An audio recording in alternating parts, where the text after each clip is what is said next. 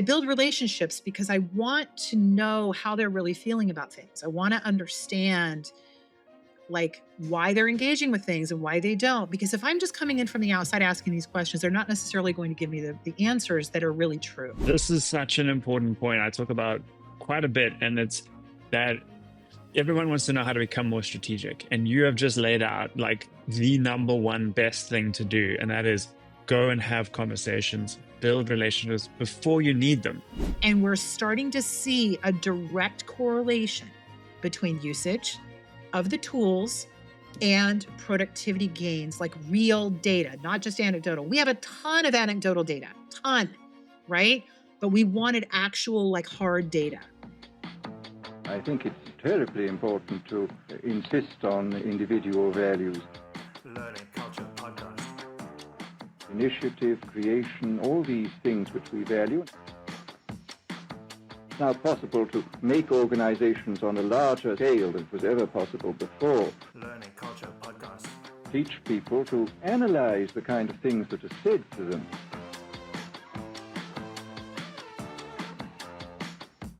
What's up, everybody? Welcome back to the Learning Culture Podcast. I am your host, Andrew Barry, and this is a show about building cultures of learning inside companies.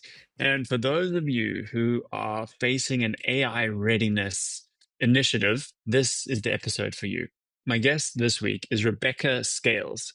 She's the Director of Capability Development at Procore Technologies.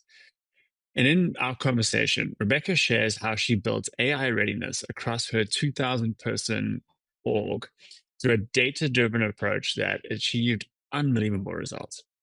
After observing resistance in initial AI training sessions, Rebecca conducted research that revealed the real barrier wasn't reluctance to learn, but a lack of self-efficacy, people's belief that they could actually use AI tools effectively. Her solution was brilliant. She launched an AI academy with multiple pathways, including an internal podcast that showcased real employees demonstrating how AI tools saved them hours of work. This created a psychological gateway that made formal training feel less threatening. The results speak for themselves. 6,000 training sessions attended in just 4 months, over 1,200 unique participants. That's out of a 2,000-person org. And now she's tracking direct correlations between training attendance and productivity gains like faster release cycles and higher code quality. What makes Rebecca's approach so powerful is her focus on relationships and observation. She personally sits in training sessions, builds connections across the organization, and uses that insight to design programs that actually work. In today's episode, she'll walk us through her methodology and share the data that proves learning and development can drive measurable business impact. So please sit back, relax, and enjoy my episode with Rebecca Scales. Rebecca, welcome to the show. Hi, how are you? Thank you so much for inviting me. Yeah, I'm so excited for this conversation. We've had a lot of offline conversations. Today we get Yes. to record this, share it with everybody, and I'm really excited to unpack this topic around AI readiness, right? 'Cause everyone I talk to is trying to figure this out. Like, how do we get people to adopt AI? What do we get them to use it for, right? And you've got a really cool story and journey of that discovery over the last year. Yeah. So let's start there. You've been with Procore for 2 years now. When you Yes. first came on board, you received a mandate from your president, who, as far as I remember, he reached out to you. He's like, "You got to come on board. You got to help us Mhm. get ready for 2027." What was that mandate you were given? Yeah, so we had done a little bit of work. We'd offered some classes, we tried some things. And he just came to me and said, "Look, I think what you're doing with all of your programs is really great. But wow, we've really got to get our people ready for 2027." And that was it. That was the conversation. And I love that kind of direction. I love it so that it's not specific, right? It's like just go do your thing. And so I am grateful for that because then I have the ability to do what I feel and know is right for our people. So then I can just move. Mhm. Yeah. And so you brought all this experience from your previous roles at Expedia and Noom. But one of the things I really liked about what your story is that you didn't just come in with that experience and say, here's what we need to do. You actually sat in on these sessions, the trainings you were running already, and you observed. You kind of took it all in. You soaked up the context. Can you say more about that and how that helped you with get going? Yeah. So, when I first started looking and seeing AI is coming, I mean, this was, last year, I thought, we probably need to have some classes. So I just kind of threw some classes at folks just to kind of see where, how they would take it. And so I sat in these sessions and there were 8 of them. I had hired a contractor to come in because I didn't feel like I had the background enough to be able to teach these things. So we brought in a company to do the trainings, and we had done everything that we could to make them as legit, like as close to like Procore as possible, right? To make it like very specific to the company.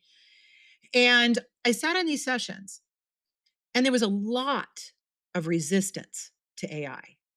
And I thought, this is interesting, right?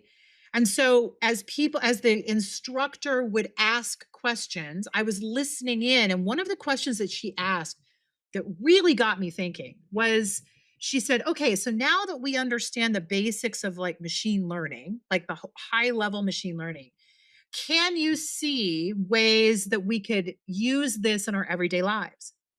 Okay, so usually I see people say, maybe, or yeah, I can see that. Yeah. But I was hearing no. And I went, Mm, that's huh, interesting. that's interesting. And I would hear this repeatedly. So later on, after I had sat through these 8 classes and let things brew in my head a little bit, I mean, I'm a former teacher as well. So there's a lot of psychology stuff going on in my head here, right? And so I started researching to try to see if there were any studies that had been written post GPT launch, like the worldwide launch, right? But maybe a year in, because I was like, we've got to have experience. And so, anyway, so I found one that was published back in November. And the study was done in South Korea of 400 and I think 13 professionals. This was 2022, November No, 22, no, or this is 2024. No, no, no, this is last year. Yeah, yeah. So this is last year. So I wanted it to be at least a year after, right? So a year after the launch, right? And so yeah, so November of 2024, this study was published. So they had done this study early in 2024, I think. And so something that had been going on in my mind when people say no to a question like, do you see how you might be able to use this? It seems to me that there's something going on with a growth mindset versus fixed mindset, but I wasn't really, I was like, it's not really that. But anyway, so the study revealed that what they found was that there's a lack of self efficacy in people with using AI. So the difference between growth mindset and self efficacy is growth mindset is the belief that you can learn stuff, right? This self efficacy is the belief that you can do that thing. yeah, it's like a step further.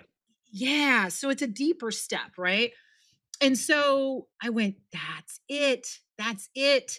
And so a lot of what they talked about in the study was they talked about growth mindset, they talked about all those things, but the self efficacy piece was the piece that I was missing. And I went, that's it. So then when I read this, man, I printed it off on paper because I wanted to write the notes. I was just like, oh my goodness, right? My God, I do And this I too. thought, I'm like oh, scribbling over yeah. thick studies, right? Yeah, yeah. It's awesome. So what I did was I just let it brew in my head, right? I just let it sit there for probably a month. I didn't know what I was going to do with it yet, but I knew I needed to do something. And I thought, all right, the next step is we really need to do a study internally with our people.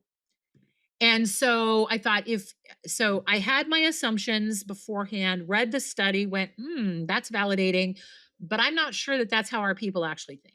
And so in Q1, my team put together an AI tool adoption study.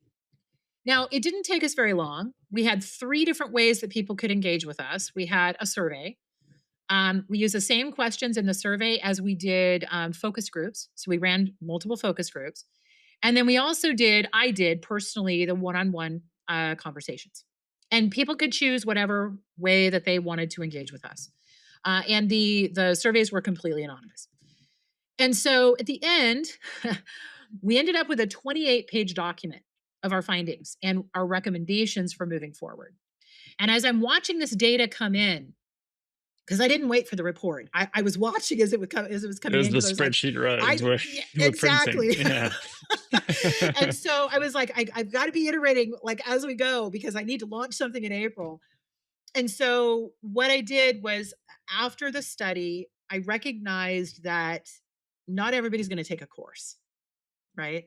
So this AI Academy, we needed to do something a little bit different than just courses. Courses are necessary. Courses are a great anchor for a lot of people. A lot of people feel safe in those environments. They feel like they're going to learn something in those environments and they need that kind of support. But then I was like, but that's not everybody. Because Andrew, here's the thing. I believe that there is a massive mental effort for someone to enroll in a course. Because at the moment that you press enroll, you are admitting that you don't know something.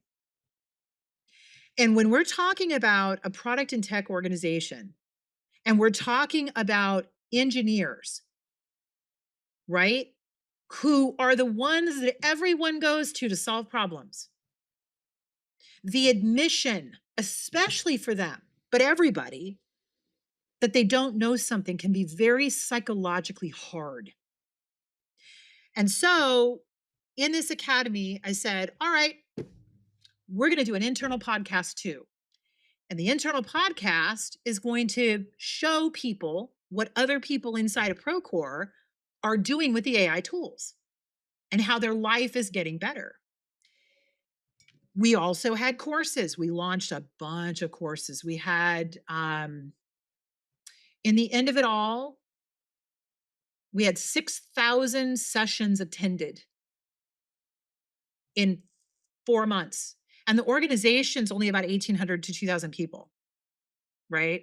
So when you look at that, you go, okay, so they're attending courses, sure, but we're also finding that the people who show up to the podcasts are not necessarily the same who are taking the courses, which kind of feeds into the thinking behind having to have more than one modality, right? That resistance. So okay, let me pause you there for a sec, Rebecca, because I want to like piece together the dots here, because I think it's really important that that you mentioned like that resistance that people have. Like we often think like, oh, we're gonna just create the course and that's gonna solve, but you got to get people into it, right? You got to get people enrolled, like you said, and that is difficult because of another, an aspect of this is also like if I'm saying that I'm not good enough, then or like I have something to learn, I might lose ground to this person, right? It's like a competitive thing as well, right? So there's that perception happening, and it just in general requires this like humility to say like, oh, there's something yeah. So you had to overcome that, and you were trying to basically create a gateway for people into these courses, and that's where the podcast fits in. Yeah, absolutely.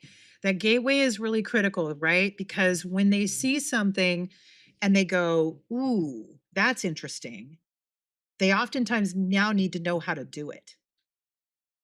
And so that's when you can say, and by the way, we have a course that does this over here. Right, you like hooked curiosity, yeah, and then you go from there. Exactly. Now, there's another story that I'd like to share too. So I am in the P&T organization. I am not in a traditional L&D function, right? So I am in the business. And I spend a lot of my time talking with and listening to engineers and product managers and product designers and product marketing.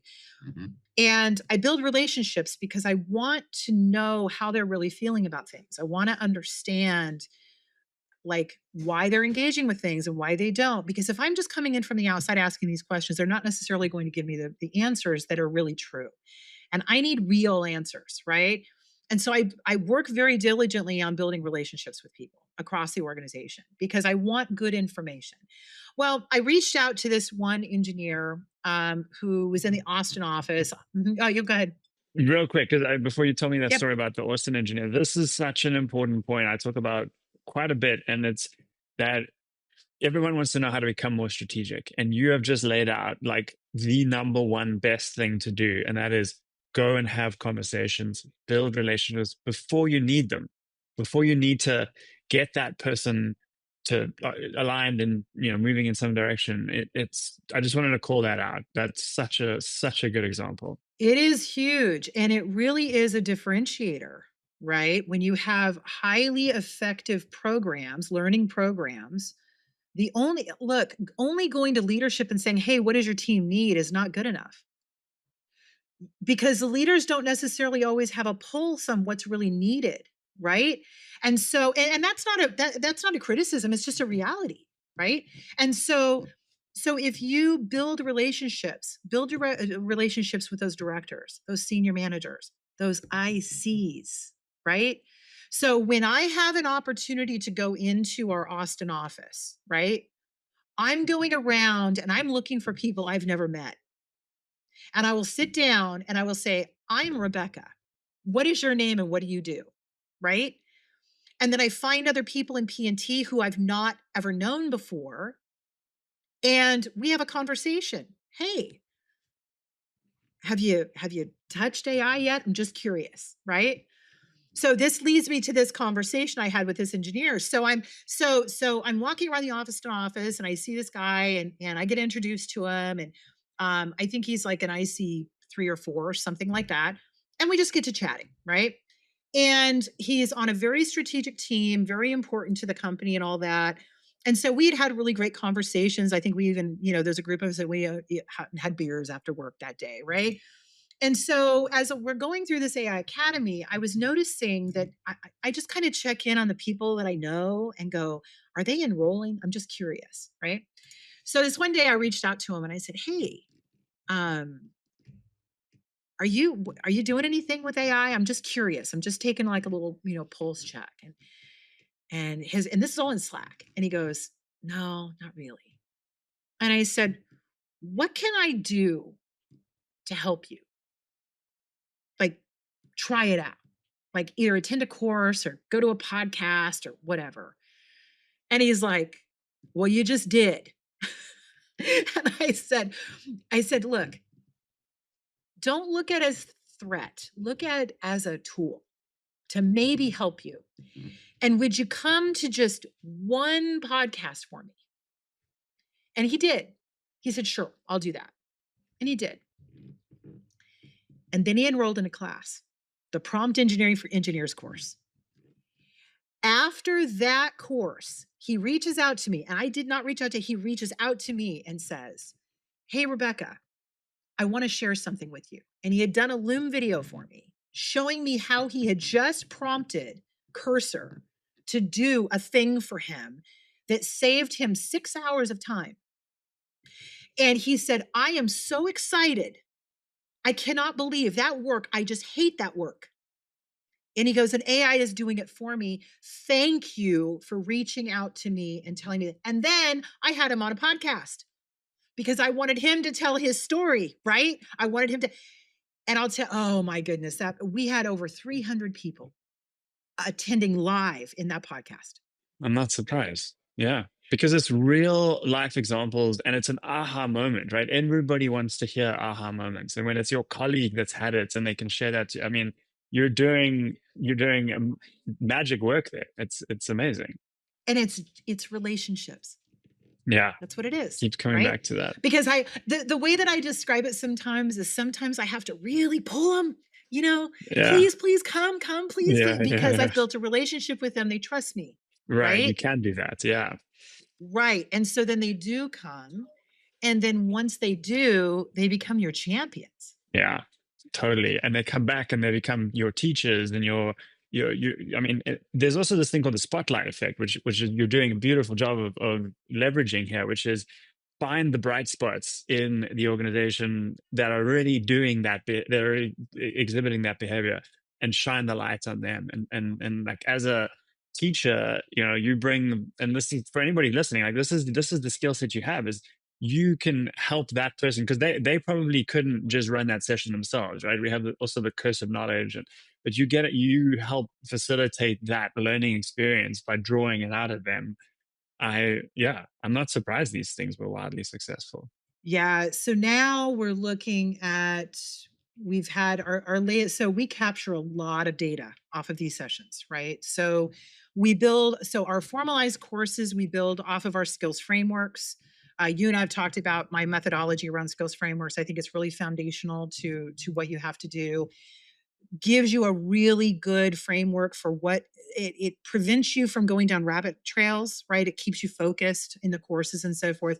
We've built all of our courses on our skills framework and we have a few different skills frameworks depending upon the roles. So we have like AI skills for engineers, we have AI skills for everyone, things like that. But the courses then really give us a lot. So we have, there might be multiple sessions for a course. So it might be a 2-week course, a 3-week course, something like that.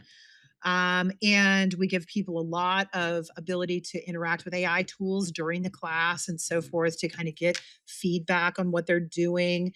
There's a lot of stuff going on there. And then with the podcasts, I mean, people just keep on coming. So our numbers have just skyrocketed. We've now we're sitting at about 1,200 people, unique individuals have attended something in the AI Academy.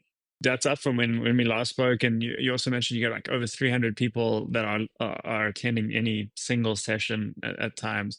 And I know, actually, let's dwell for a couple more minutes on this, because I think a lot of people want to know, like, how, Rebecca, like, wait, what do you mean by a podcast? Like, what cameras do you use? Like, just let's talk through that a little bit. Like, how did you actually like conceptualize and run one of these? It's so funny. I started with my AirPods. Yeah, Seriously, simple, right? Like, simple. blurred Yeah. background Yeah. and no special anything, right? When it started to become popular, I'm like, maybe I should go a little bit more legit. And so I think the whole package for what I got was like $400, right? So there's a Shure, it's a Shure microphone. I've got the camera. Let me tell you, it's the Insta 360 camera that's sitting on my. I mean, these things are not outrageously expensive. And so you look at them and you go, "Oh, I can do this." And then I decided that I probably needed a background, so I didn't have these virtual backgrounds I could do right now. Sorry about that. But like I just put up a curtain behind me, right? Super simple. Like, and I take it down. I don't have room in my house for all of this, so I have to take it down every time, put it up. But yeah, and then what I did was I reached out to people and said, "Hey, you want to tell your story? I'd really love for you to tell the story. What do you want to talk about? What tool are you using?" Because Procore has given us a ton of AI tools to work with. And so, what tool are you using? How are you using it? Can you show us a demo? All of that. And then we take questions from the live audience. And it's so much fun. It's very casual too. Very casual. I have music going at the beginning. I came up with a little logo. We show that, I mean, it's the whole shebang. So, That's so cool. Yeah, you had fun with it. Yeah, I mean, and this is the point. It's like, it's not.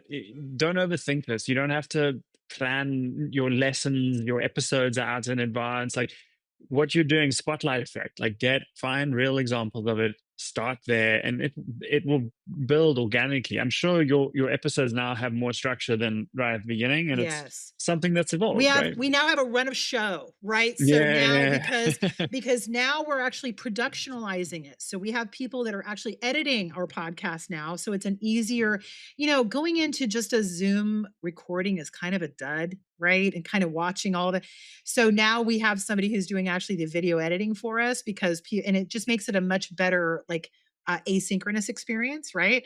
By the way, the number of hits on each one of these videos after the fact. So we get between 100 to 300 people showing up live, but then the number of hits that it gets and views that it gets afterwards has gone way up into the hundreds. And so that means people are watching, they care about it. They just couldn't attend live, things like that. So now with the productionalization, we kind of have to have a little bit more of a run of show. It's a simple little template. And we also have, sometimes 3 to 5 people demoing, depending upon what they're showing. We've had specific engineering podcasts, and then we've had others that are just kind of for everyone. Yeah, we even have a Veterans Day special coming up where we have our veterans in the Oh, company like a showing us how themed they're using episodes. AI. Yeah, that's Yeah, so so you do. clever. I mean, you Yeah. can do so. You can have so much fun with Yeah. it, right? So let's also talk about, you mentioned, we've talked about just production here. Let's talk about distribution, because I know that's also a question on Mhm. people's minds. Like, how are you enabling access? How are you even just like almost pitching or positioning this to the workforce? Like, how are you getting it out there? Yeah. So one thing is we put calendar invites for every podcast just directly on people's calendars. So they have it. They don't have to go any separate place to get the link for that. And that's a real important piece of this, right? Just having it on their calendars. I know a lot of comms teams don't like that and so forth. But again, when you're trying to move an organization, you have to do things like that, right? And again, it's not required. It's just optional. People can decline. That's perfectly fine, but it's there in front of them. So they don't have to go somewhere and remember, oh, I should sign up for a podcast. That's number one. Distribution after the fact, we just have a slew of Slack channels. And we just throw it out into the Slack channels. We make a nice little Slack message with emojis and things like that. We have the link. What we do is on the video we put on Loom. So we have Loom internally. And so we just put it on Loom. It sits in a library. So anybody searching Loom can also find it. We also have Confluence pages. So we have knowledge base. I have a knowledge manager on my team. So we make sure that all this knowledge is, compact and in the same place. And so that's how we get it out. And then if people don't know about it, if they haven't seen it or whatever, we just maybe push it out again, depending upon what the topic is. So there's a whole comms plan that we put together now. So. Yeah. That's awesome. And have you seen any word of mouth effects start to kick in? Oh, absolutely. Yeah, people, Yeah. yeah, this is happening constantly, right? Especially on hot topics. So we were able to pull in. We have our CEO is very, very technical. He's an engineer, and we had him come in and co-host with me. Whoa, like that was huge, right? He had so much fun and all of that too. But yeah, so then people, if you can bring in a few people that people really want to hear from, that also helps. So, but word of mouth has been huge. Yeah, Yeah. That's so cool. And then once someone has gotten value out of it, they now know that as a source of value, and they keep coming back they keep coming yeah, back. That's which right. is testament. I mean, you said you've done like almost 6,000. Oh, you've had 6,000 like sessions. You've had, 1,000, over 1,000 unique watches. Like, this is something you've done over, what is it, like 6 months Since April now? 1st. Since April, Yeah, right? since April 1st. So Yeah. yeah, I Mhm. mean, and so it's just, it has longevity. I mean, that's And we're on episode 13 now of the podcast, which is really fun. So we've got episode 13 coming out on Monday. that's awesome. And so happy. Like I couldn't believe the numbers. I was like, wow, this is crazy. We've done 13 now, and the topics have just gotten better and better and better and better. So And it's worth saying, you do this with a team of this four of you. Like, you have a small, lean team, right? And that's another big thing, is this is so doable. Anybody listening to this now could literally start doing this immediately. Like, it's so possible. Right? And you should totally reach out to Rebecca if you want to know how anymore, if you have questions. yes, please. I'm happy. Like, yeah, LinkedIn, just link up, and I'm happy to talk through all of this because this has been a fascinating. And Andrew, I wanted to tell you really quickly too about our data that we're starting to pull now. That's what I wanted to get to. Yeah. So you now have this opportunity of like, what do we do with this? We've got this like hit, right? Like, how do we, and you get this amazing data. That's the key to this whole thing. Yes. Yes. So we have a really great learning platform that we use that we can get a lot of really cool data out of when people are engaging with the content. So that's one thing. That's really good. But where we're seeing real like big time impact and ROI is we're connecting the people who have attended anything inside of the AI Academy to the tools that they're using and like productivity gains. And so we're starting to now we're at the very beginning of this because again, we just started and we were sitting in September. We only started this program in April. So now we're starting to gather data. We're starting to gather cursor usage data, GitHub Copilot data. We're starting to look at number of releases, right? Up to customers. We're starting to see how much code is being generated and actually used, right? How many prototypes are being done? How quickly are they being done? What is the cycle time from idea through iteration all the way into release, right? So we're starting to grab this data because of but all of the systems are pretty disparate because we have so many systems. So we're starting to put those together in dashboards and we're starting to see a direct correlation between usage of the tools and productivity gains, like real data, not just anecdotal. We have a ton of anecdotal data, ton, right? But we wanted actual, like hard data. And that's what we're starting to get. And I'm partnering with these same people that I partner with, these engineers and these product managers and so forth, and a product ops and all of that. We're coming together to put all of our data in one place because all of them know that we're seeing productivity gains, but we can't quantify it quite yet, but we're getting there. We're getting very, very close. What we don't want to do is just measure, like on engineering, we don't want to just measure velocity. That's not a good indicator. We need more than that. And so we're looking at, quality. We're looking at amount of code versus bugs, all of that kind of stuff, right? But then those prototypes and how fast they can get those prototypes out with some of these tools. Oh my goodness. Getting that stuff in front of customers so fast. But those are the gains that we can directly correlate to our programs because we're directly correlating the people who've attended to those sessions.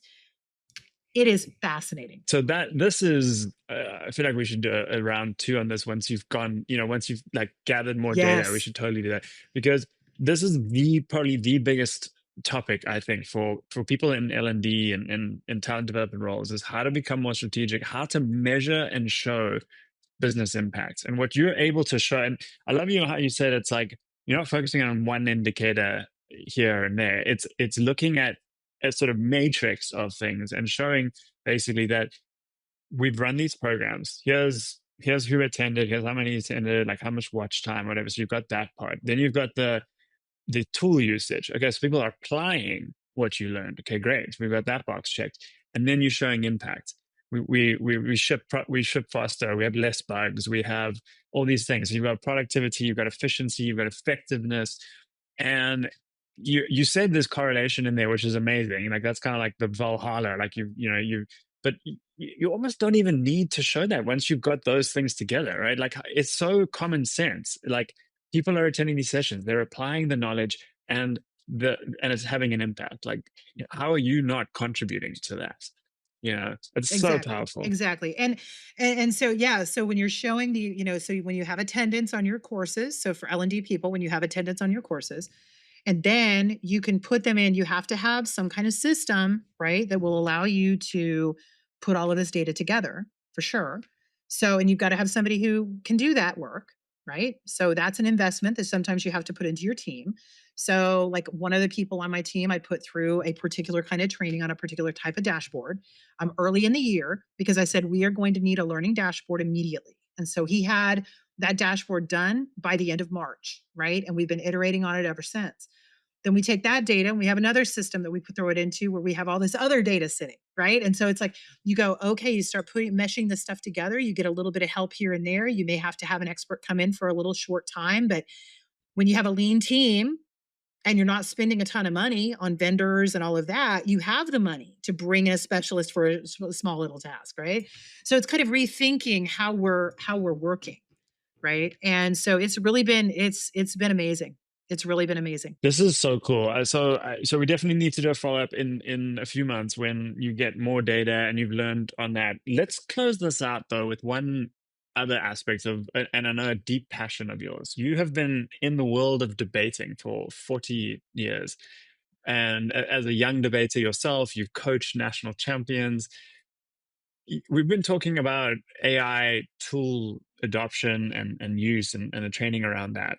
And you also think a big part of this is the human skills, the thinking skills that need. It's the other part of the puzzle here.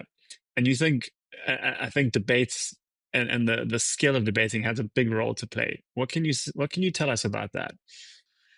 Yeah, so I am a big student of Bloom from Bloom's taxonomy, Dr. Bloom. I really truly strongly believe in good educational psychology, right? And that's really what Bloom's is. It's really about how we learn and what the levels of thinking are for learning, right?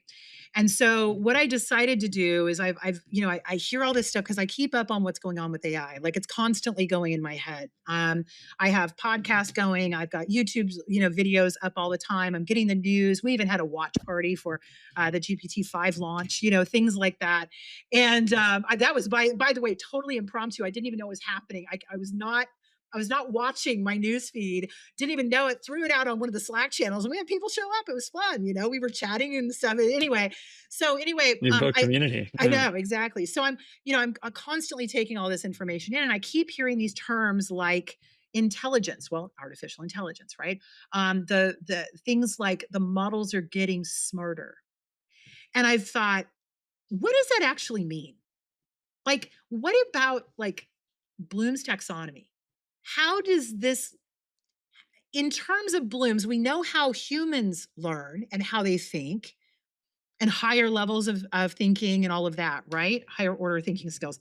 But I'm thinking, I wonder how AI matches up to Bloom's. And so I took this study that was this was in June. It was late June when this study was produced. It's about models, all the different models and what they're good at, and all of this.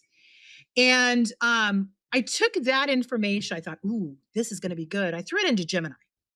And I said, take this paper. And of course, prompting is one of my things, right? So I gave it a prompt basically to compare the paper with the Bloom's taxonomy. And I said, give me an analysis of what AI is good and bad at in terms of Bloom's taxonomy. Well, guess what? The highest level thinking skills are what the models are not good at, which is what we assume, at least right now. Okay, I say yet, right? We don't know where this is going. And I was like, okay, highest levels of Bloom's are best taught, because of my background in debate, by debate. And I thought, okay, but that's my bias because I love the activity. I think it's the most important activity that any human being can go through in their entire life, right? I truly believe that. And I was like, okay, I'm just going to see, hey, Gemini, what are the best ways to teach the highest level of Bloom's taxonomy? First hit, academic debate. So I am in the process. So in a few months, when we meet up again, I will hopefully have the program launched. But I am putting together an academic debate program. And the idea here, though, is not just to teach people the higher level thinking, which will happen automatically when people participate, right? But it's also going to be focused on AI topics. And I believe that the people who have not yet shown up, this is my hypothesis, the people who have not yet shown up to AI Academy activities will show up to this. And the reason is because if they're very anti AI, they're going to hear their side presented, because in good academic debate, you have both sides of an argument. It's just an idea. I don't know if it's going to work, but I'm going to try it. I'm going to try it and see what happens. I also just love that you're thinking you have this amazingly successful program, but you're still thinking no learner left behind. You're still thinking about the whatever percent of people that haven't yet come to this. And that's I truly believe that it is my ethical responsibility, truly, to make sure that everyone who wants to learn has an opportunity to learn. It comes from my education background, and it's just who I am. So, well, on that note, let's wrap this up for part one of our conversation. And we will come back and find out how that course went, how what data you found from the programs.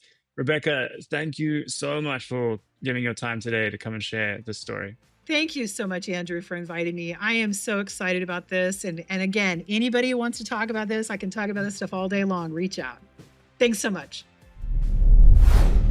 Hello. I hope you enjoyed that episode. It's Andrew again with a quick message. If you'd like to support the show, the best way to do that is to leave us ratings and reviews where you listened. If you're on YouTube, hit the like and subscribe buttons and feel free to leave a comment. We love hearing from our listeners and viewers. If you're listening to this on Apple Podcasts, please take the time to give us a rating and leave a review. Once again, we love hearing from our loyal listeners. If you're listening to this on Spotify, please hit the follow button to make sure that you don't miss new episodes as they come out. See you next week for another episode of the Learning Culture Podcast. Thank you for listening.